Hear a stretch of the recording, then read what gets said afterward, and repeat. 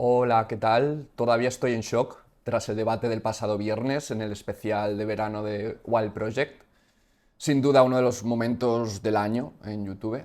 Los protagonistas, pues, conocidos por todos, Jordi Wild, Javier Santaolalla, Rocío Vidal o la gata de Rodinger, David Parcerisa, también conocido por Rimbel 35, y Carlas Torá, conocido por Tartaria.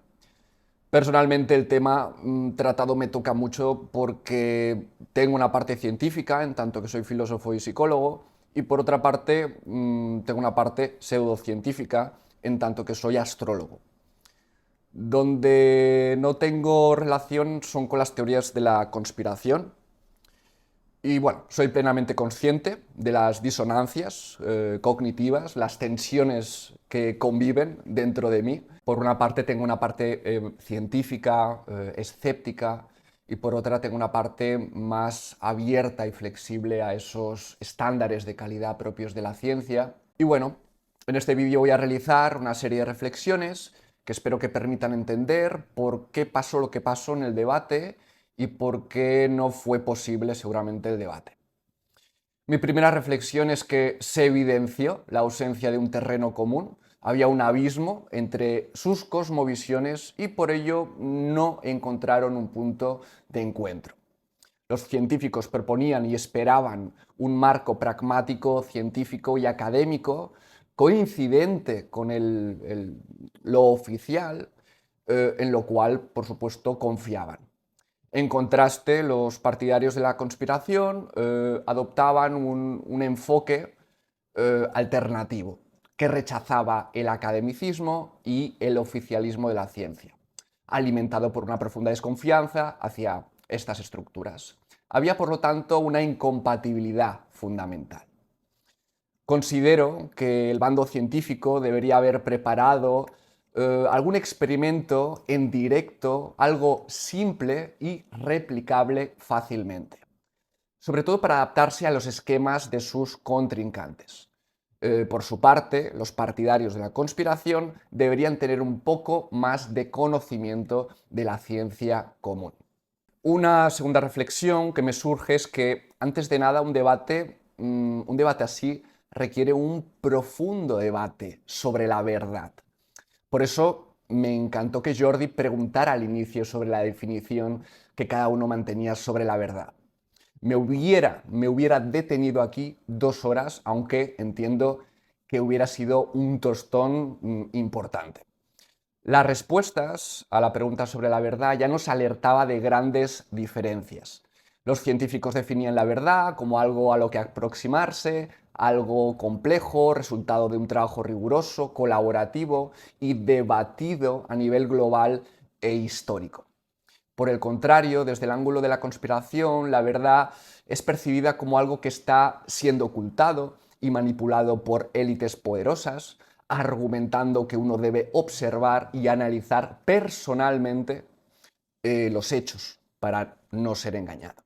Aquí surgen diversas cuestiones, aunque personalmente simpatizo con la idea de que debemos desconfiar de ciertas instituciones y desconfiar de ciertos grupos de poder que pueden influir de manera crítica en el conocimiento, como es en el caso de estudios financiados por farmacéuticas que tienden a publicar resultados positivos por obvios intereses. Sigue siendo un tema igualmente central el cómo uno puede acceder a la verdad independientemente de las influencias por parte de las esferas de poder. Y es que es una pregunta filosófica. ¿Cuál es el camino al saber, a la verdad? Un camino sin duda, no el único, pero posiblemente uno de los más importantes, es el método científico, que va más allá del control y el abuso de las élites, quiero insistir. Y tampoco quiero entrar en el debate que no hay un único método. Quiero que quede un vídeo corto, así que no me voy a enrollar mucho. Quedémonos con la idea del método como algo que facilita el proceso hacia el saber o hacia un tipo de saber que sería el científico. En este punto debemos preguntarnos, ¿es posible negar completamente la ciencia? Hay dos posibilidades ante esa pregunta. Podemos apostar por negar la ciencia en su totalidad o podemos negar solamente aquello que sospechamos que está manipulado. Veamos. En el primer paso, negar totalmente la ciencia no creo que fuera algo defendido por nadie en el debate, pues resultaría en una desconexión de la realidad. Negar la ciencia en su totalidad es imposible, diría, al menos sin crear un muro con la realidad. Al final la aceptarás como algo de sentido común, que además conviene a todos, porque es realista, es práctica por todo lo que hace funcionar. Permite identificar patrones y entender el mundo. Permite prevenir y anticipar lo que pasará. Es demasiado valiosa y es evidente que no se puede negar. En el segundo caso, negar aquella ciencia que está manipulada es una idea que todos compartimos y creo que estamos todos de acuerdo. Esto nos enfrenta al desafío, y es otro debate, de cómo identificar dicha manipulación. ¿Se hace a través de una desconfianza sistemática hacia las universidades, ya sean públicas o privadas, o hacia los estudios financiados por corporaciones? Si no se aclaran estos criterios, el debate no dispone de un suelo al que recurrir, de fuentes fiables para ambos bandos, y todo se vuelve estéril. Yo no diría que todo el conocimiento que se enseña oficialmente está manipulado, ni mucho menos. Diría que se da excepcionalmente y que, o sea, la manipulación, y que la gran mayoría de veces se acaba identificando dicha manipulación gracias a las revisiones sistemáticas, a los metaanálisis que analizan grandes cantidades de estudios y a la actitud de revisar, revisar, debatir, debatir y sobre todo gracias a una comunidad muy plural donde hay muchísimas personas y grupos independientes. También quiero pensarlo y comunicarlo de otra manera respecto a por qué el conocimiento oficial es fiable.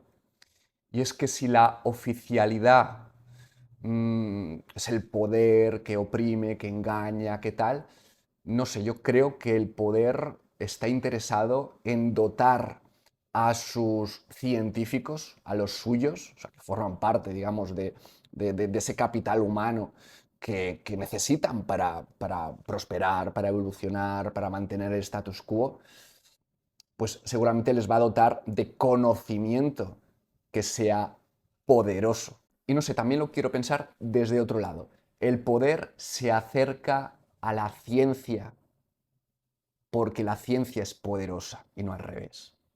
No es que el poder nos acerca la ciencia porque quiera poder o nos acerca una ciencia manipulada porque quiera poder, sino que es al revés. El poder se acerca a aquello poderoso y el conocimiento científico lo es. Tampoco me quiero quedar atrapado con este tema, solamente hago una reflexión rápida sobre lo que yo exploraría como argumentos para no rechazar un corpus de conocimiento valiosísimo, porque ahí está el problema de que tomamos como ciencia, que podemos fiarnos y la que no. Yo creo que nos podemos fiar bastante. Tampoco creo que este segundo debate acerca de qué criterios permiten decir qué es fiable y qué no, sea lo más importante. No creo que sea tan urgente, pues decía que nadie en el debate negaría totalmente a la ciencia. No quiero que nos quedemos en esto, no tanto en la parte corrupta, sino simplemente entremos en la aceptación común de que la ciencia es algo valorado como método, como forma de pensar. Insisto, no tanto la red de conocimientos mediado por instituciones, intereses, empresas. No, no, la ciencia como método, como actitud filosófica o epistemológica. De hecho, el bando de la conspiración están manejando constantemente conceptos que suponen estar de acuerdo con un acercamiento científico como algo que la ciencia les va, o el pensamiento científico les va a ayudar a justificar y legitimar sus posturas. Por ejemplo, se habla a menudo de lo que es cierto y lo que es falso, conceptos relacionados con la ciencia, la lógica, todo tipo de razonamientos, inductivo, deductivo. Hablan de pruebas, de datos, de análisis, de investigación, pero eso no significa que no hubiera un problema con todo esto, con todo este supuesto apoyo al pensamiento científico por ambas partes. Lamentablemente hallamos una contradicción, a mi parecer, y es que la consecuencia de aceptar la ciencia en un debate es adaptarte a sus exigencias. Pero los debatientes de la conspiración mostraron, a mi parecer, un desconocimiento demasiado radical al respecto, quedándose en el relato anecdótico e infalsable o en la ausencia de datos recogidos y analizados rigurosamente. O por decir un caso extremo, como cuando Tartaglia hablaba de la variable h en la fórmula de Einstein y Javier explicaba a Tartaglia sobre la importancia de definir magnitudes a la hora de presentar variables en una fórmula. Así pues, en caso de no aceptar las exigencias del método científico, las cuales son independientes a las esferas del poder, si no aceptamos eso, si no aceptamos esa exigencia de rigor, aquí sí que podemos caer en algo cercano al relativismo, al todo vale, al toda opinión cuenta por igual o requiere el mismo respeto en un debate. Y aquí sí entraremos en los problemas de posverdad que Rocío decía. Lo cual no hay que confundir con ataques a la persona, pero sí que los argumentos es legítimo criticarlos, ponerlos en duda, rebatirlos, encontrar contraargumentos, etc. Una tercera reflexión estaría relacionada con una tercera opción a las que estábamos diciendo. Habíamos dicho que o bien niegas totalmente la ciencia o niegas la ciencia que sospechas que es mentira. Pues yo creo que habría una tercera opción a reflexionar y es negar aquella ciencia que sospechas que es mentira porque no apoya lo que tú estás afirmando. Es común en el ámbito pseudocientífico, también científico, seleccionar aquello que te interesa. Te quedas con aquellos datos que confirma lo tuyo, tu hipótesis. Esto es el llamado sesgo de confirmación. Pero esto plantea algo muy incómodo y es que ante aquella ciencia o conocimiento científico que contradice lo que afirmamos, estamos tomando una decisión, la decisión de ignorar lo que no nos conviene. Y esto es muy fuerte y vale la pena pararnos a tomar conciencia de ello. Esto es algo que debería ser muy difícil de hacer, ignorar lo que no nos interesa, lo que no se adapta a lo que pensamos. Esto es muy difícil de hacer si lo que nos interesara de verdad o nos rigiéramos únicamente por la honestidad intelectual y el amor a la verdad, lo cual es poco realista creer que solamente eso nos interesa. Pienso que la búsqueda de la verdad es casi un privilegio o es un valor que no está en la base de, vamos a llamar, la pirámide de Maslow. No es algo prioritario para muchas personas. Pesa mucho otras cosas. Pesa lo que te da de comer, la reputación, ¿no? El dinero, la seguridad, el pensar que uno está en lo cierto, el no tener que mantener disonancias cognitivas, de decir, esto contradice lo otro que pienso, o es mejor redondear a veces, o pensar aquello que te deja en paz. Y esto es muy psicológico. Responsabilizarse de las consecuencias intelectuales de nuestros errores es algo que requiere una dureza espartana.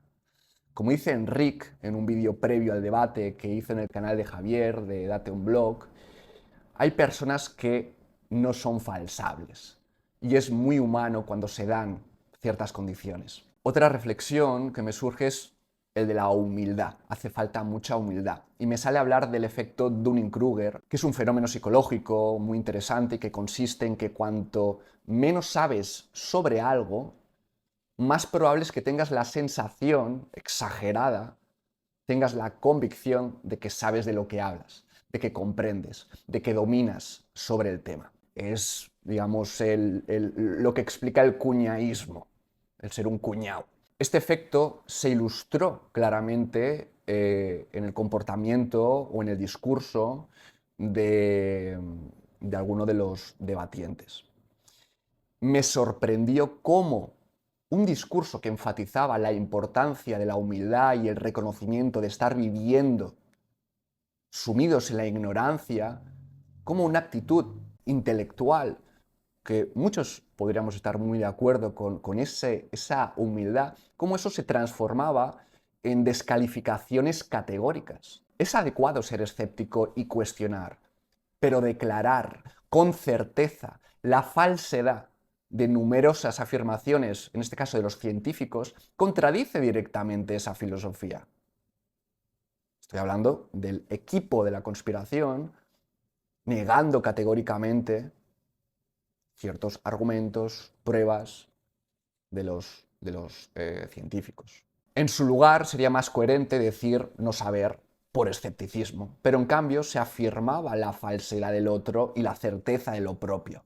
Además, para mí es muy contradictorio ser tan escéptico con el otro y tan crédulo con lo propio, o tan poco crítico con lo propio. Ser humilde también implica estar abierto a hipótesis alternativas que puedan explicar un fenómeno, en lugar de aferrarse a la única interpretación que te interesa.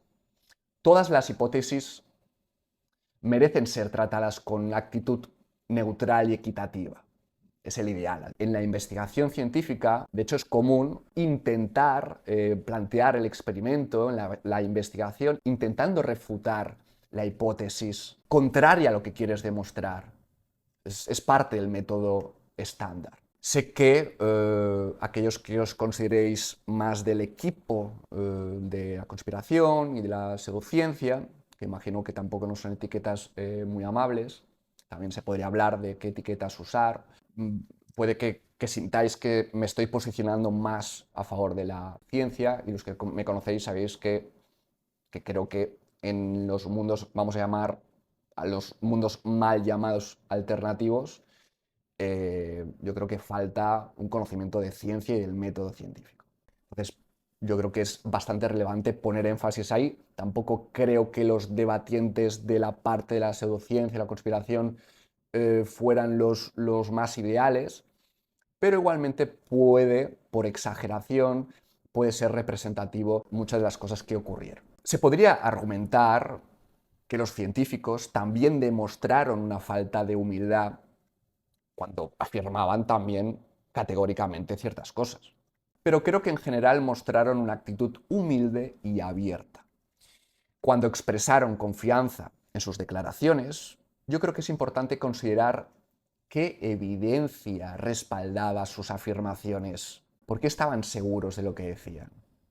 Ahí está el debate, también planteado antes, sobre qué es la verdad, cuando podemos creer que tenemos verdad. Por ello la necesidad también del debate sobre qué fuentes serían confiables y cuáles no. Una quinta reflexión es el reconocimiento de los numerosos factores psicológicos involucrados en un debate de esta naturaleza. Ya hemos hablado de alguno de ellos, como el efecto Dunning-Kruger. Existen muchísimos sesgos que pueden influir en la dinámica de un debate o de la búsqueda de la verdad, que no lo hacemos, ajenos a la humanidad. Generalmente el bando de los científicos tiende a estar más alerta y consciente de estos sesgos.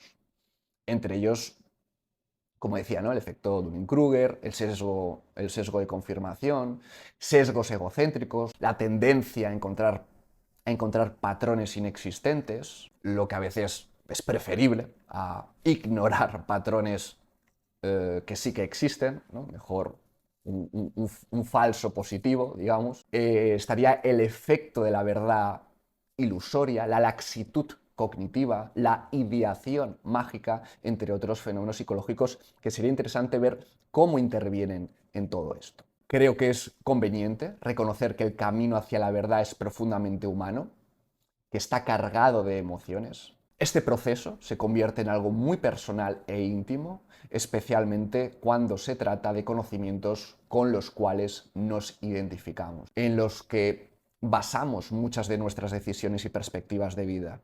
Así pues, nuestra verdad nos define, por lo que hay mucho en juego si hablamos de verdades o confrontamos verdades. Aunque también sería justo decir que nuestras equivocaciones, nuestros errores también nos definen.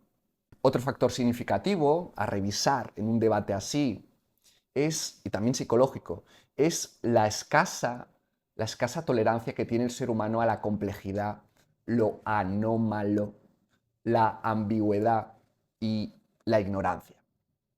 Es común que ante la incomodidad, ante la ansiedad, el estrés que genera lo incierto y lo ambiguo de la vida, busquemos hipótesis de cualquier tipo que ofrezcan explicaciones aparentemente convincentes, aunque no siempre estén basadas en una fundamentación sólida. Una sexta reflexión sobre el debate es no haber hablado más del mal rollo que rodea un debate así. A pesar de ser un debate que se desarrolló de forma respetuosa, su contexto social influye. Y eso propiciaba que cada bando percibiera al otro como pernicioso y hostil, aunque fuera poco evidente. No es un debate neutral emocionalmente, están en juego formas de ver la vida. Es un debate que trae una tensión simbólica entre dos grupos percibidos como enemigos o incompatibles, que se podría discutir eso. Ambos bandos tenían sus razones para sentir esta hostilidad. Los científicos suelen atacar con ejemplos de conspiraciones y pseudociencias, suelen atacar que estos grupos ponen en riesgo la salud pública, que puede ser verdad en algunos casos, pero es un discurso muy fuerte en las redes o públicamente. Y se realizan acusaciones muy graves de estafa y de engañar deliberadamente a la gente como si solamente se quisiera el dinero y no se aportara nada bueno. Pero también al revés, o sea, el movimiento de la conspiración es muy hostil contra la ciencia. Se considera que la mayoría de científicos y académicos son manipuladores de masas o mercenarios al servicio del poder. ¿Se entiende esto? El mal rollo, el mal rollo que había de fondo. Que, que viva el debate, eso no hay problema, pero no obviemos la atmósfera emocional. En el debate, ambos bandos coincidieron en reconocer las conspiraciones o la existencia de ellas, la hostilidad de ciertos grupos de poder, la importancia de evitar dogmas, la existencia de los fraudes, los totalitarismos, la importancia de combatir sectas, de promover el libre pensamiento, de tener pruebas en lo que se dice y de ser rigurosos. Parece que habrían puntos en común esperanzadores. Sin embargo, ya hemos visto que ambos bandos entienden la ciencia de diferente manera. También creo que la hostilidad entre grupos, insisto, es real y existe en ambos bandos por igual. Y aunque probablemente las críticas se radicalizan en un grupo minoritario y ruidoso, tiene un impacto significativo en la dinámica del debate del otro día y del debate a nivel social. En este punto, recomendaría que los defensores de las teorías de la conspiración no albergaran tanta desconfianza sistematizada y que los científicos no atribuyeran automáticamente intenciones deshonestas detrás de cada postura pseudocientífica. Es un poco la misma recomendación más o menos para los dos. Yo creo que es bueno que, por ejemplo, la comunidad científica se abra a otras explicaciones, que no sea el fraude o el ganar dinero, sino que en el ámbito de las pseudociencias eso se podría explicar no tanto como la intencionalidad de hacer daño, sino el poder ser víctima de sesgos, o el hacer uso de la libertad de expresión, o el construir metodologías y experiencias alineadas con ciertos tipos de mundos simbólicos o ciertos valores diferentes a los que culturalmente rodean las propuestas más coincidentes con lo científico. Echo de menos usar la mano derecha, pero estoy con un botón. No está en otro lado. Una séptima reflexión tiene que ver con algo ético. Y es el caso, siguiendo hablando de pseudociencia, ¿no? Yo creo que lo honesto sería afirmar claramente que lo ofrecido como explicación de algo de la realidad no es ciencia. Y concienciar o explicar sobre los riesgos de estos conocimientos o terapias que se deriven, ¿no?, de esos conocimientos, y concienciar sobre ello, de que no son teorías basadas en la ciencia, que existe un riesgo, por lo tanto, por faltas de control, de garantías, pero sin prohibir o perseguir inquisitorialmente. Aquellas personas que no priorizan lo científico, porque son sus valores, deberían poder elegir libremente otros caminos espirituales o herramientas o recursos, siempre y cuando, insisto, se clarifique que estas propuestas, esto que se ofrece, esta oferta pseudocientífica, no es científica. No es científica, y allí sí que es cierto que cuando te presentas como científico, ahí puede haber una confusión de dominios y hay que aclarar.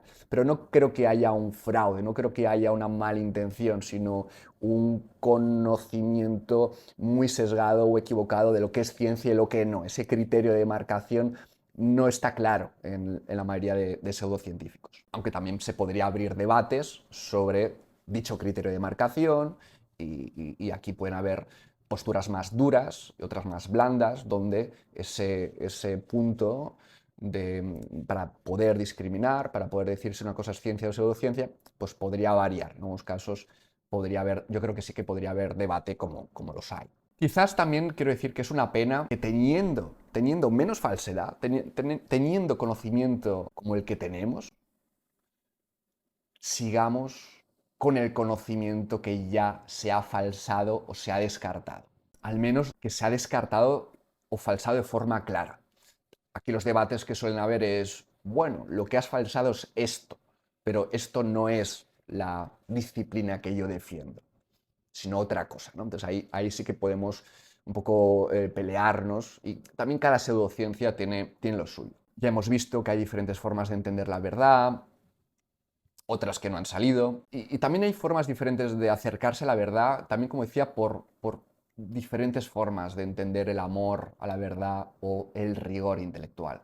Esto me lleva a una octava reflexión, y es que intentando moderar la hostilidad de los científicos, propongo que tanto la teoría de la conspiración como la pseudociencia se puedan abordar de formas mucho más positivas de lo que normalmente se concibe. Tal como Javier dice en varios momentos, el movimiento de las teorías de la conspiración, estos grupos de teorías de la conspiración, sirven socialmente como mecanismo contra los abusos de poder por intereses del tipo que sea, ¿no? de financieros, políticos, lo que sea. Además, es una actitud que son propios de las teorías de la conspiración que pueden incluso ser comprensibles, pueden ser adaptativos en ciertas circunstancias, sobre todo en un mundo traicionero y peligroso como puede llegar a serlo, y lo es muy a menudo, donde además la información es poder y se usa para perjudicar,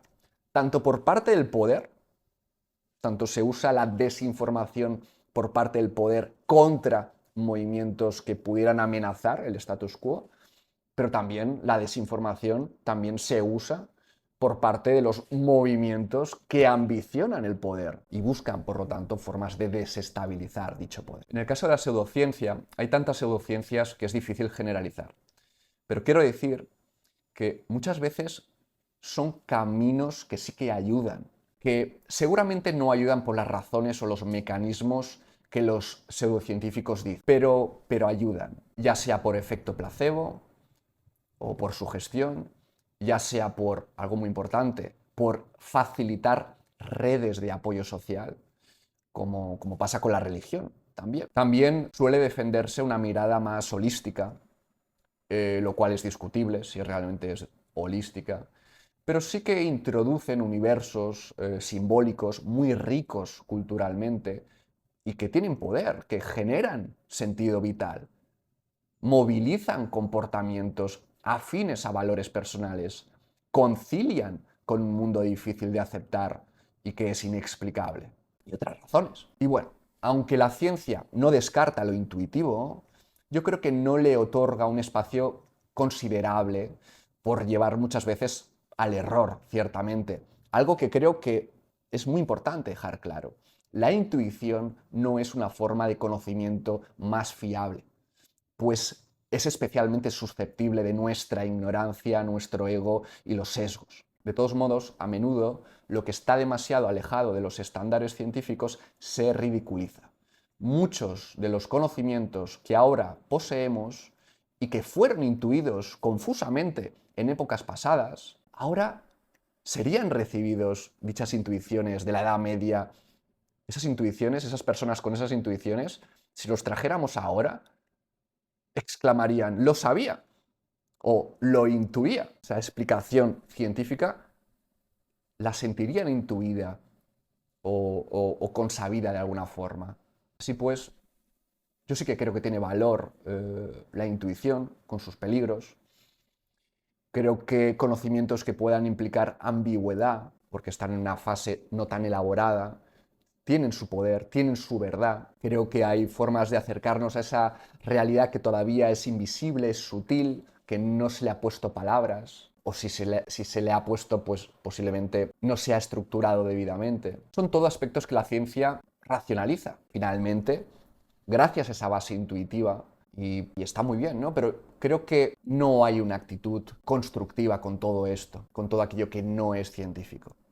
Además, insisto que siempre habrán supersticiones, religiones, pseudociencias, que no se cambiará el hecho de que la gente seguirá creyendo en tonterías o en mierdas, como diría Ramón Nogueras, a pesar de la educación y la información proporcionada. Sin embargo, sí creo que vale la pena intervenir hasta cierto punto en todo esto, en todo este conocimiento pseudocientífico alternativo, para que cada conocimiento esté bien contextualizado, pero siempre respetando el espacio para la libertad de práctica y comunicación.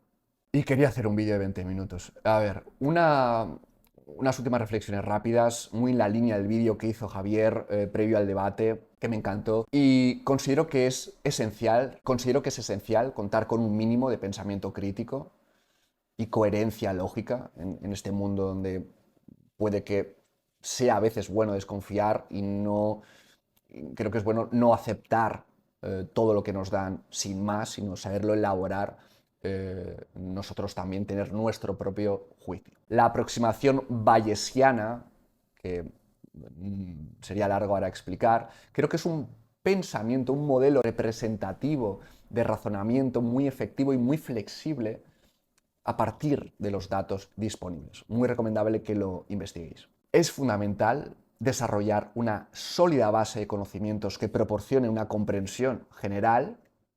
La realidad es muy compleja, demasiado, y si no estudiamos con detalle y fundamento lo que el conocimiento, ¿no?, que aprendemos, nuestro saber no será consistente. Si no tenemos conocimientos básicos consistentes, luego vamos a malinterpretar los fenómenos que son complejos. Sin lo básico, lo complejo, lo queremos resolver con simplificaciones o con complicaciones innecesarias y muy rebuscadas. También creo importante fomentar el autoconocimiento en nuestra búsqueda de la verdad, justamente para mitigar los sesgos, aunque siendo humanos inevitablemente caeremos en ellos. Debemos estar abiertos a la incomodidad de la incertidumbre, pero también estar abiertos a los mundos imaginarios y simbólicos, usándolos como inspiración, como guía, pero sin confundir los distintos dominios de conocimiento y reconociendo sus limitaciones, sus interconexiones, pero cuando sea pertinente. Y por último, de verdad, creo firmemente en la necesidad de los debates porque promueven el espíritu crítico y ayudan a detectar debilidades en el pensamiento propio. Soy partidario de ofrecer espacio para todo tipo de opiniones, incluso aquellas que puedan ser peligrosas, siempre estableciendo un marco que permita la expresión en un contexto de debate equilibrado y muy bien contextualizado, donde ambas partes, ambos bandos, puedan confrontarse y desafiarse mutuamente. Ojalá, y me pongo idealista, estos debates captaran más interés de manera más generalizada, ya sea en formato escrito o en vídeo, aunque prefiero o preferiría que se realizaran de forma más pausada, porque abordar los temas con calma y profundidad evitaría malos hábitos, hábitos intelectuales como dar saltos abruptos de razonamiento o de tema, asumiendo conexiones erróneamente y otros problemas que no ayudan nada. Y hasta aquí las reflexiones. Me hubiese gustado elaborarlas con más detalle y haber puesto cortes de vídeos, etcétera. No sé muy bien si esto lo podría hacer. En cualquier caso, espero que sea pertinente y de interés y que esto estimule y esto genere revisión, fomente el espíritu crítico, autocrítico y sigamos avanzando en esta dialéctica de opiniones y cosmovisiones.